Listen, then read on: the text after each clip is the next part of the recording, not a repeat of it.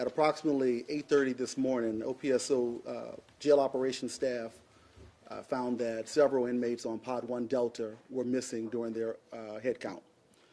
That jail staff immediately began a systematic search of the facility for those inmates as members of our investigatory team began combing through video to see where they could have gone.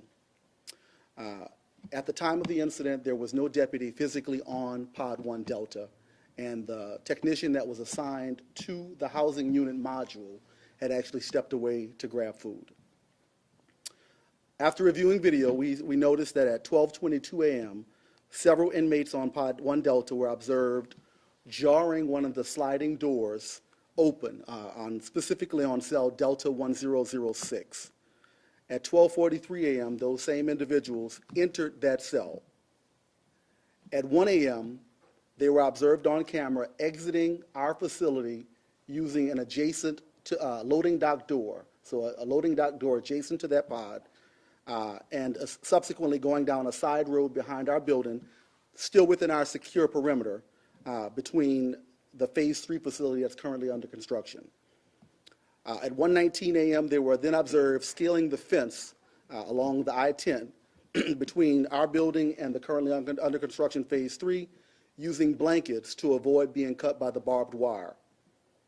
Those individuals subsequently ran across the westbound and eastbound lanes of I-10 and then entered the neighborhood. This morning, after investigators became involved, they subsequently found clothing that they shed in that neighborhood. 9 remain at large. 1 was apprehended earlier today, which you've covered, and 1 person previously reported as an escapee was located inside the facility.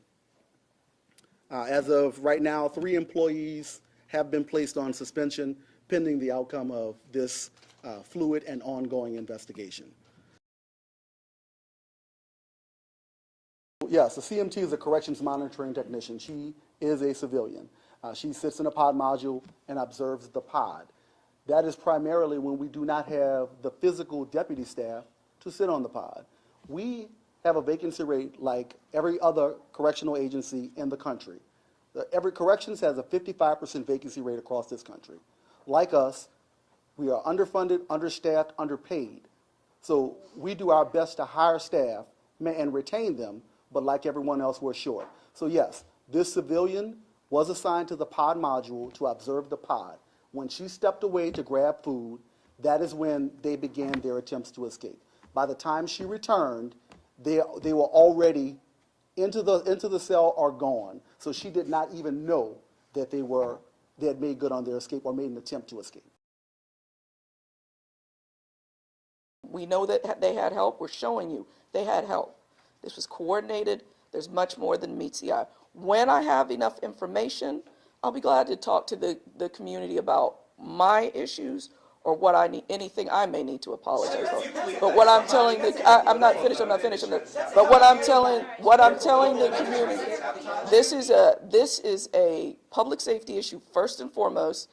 There's much more than meets the eye. We are digging, and we are not going to stop till we find out what happened.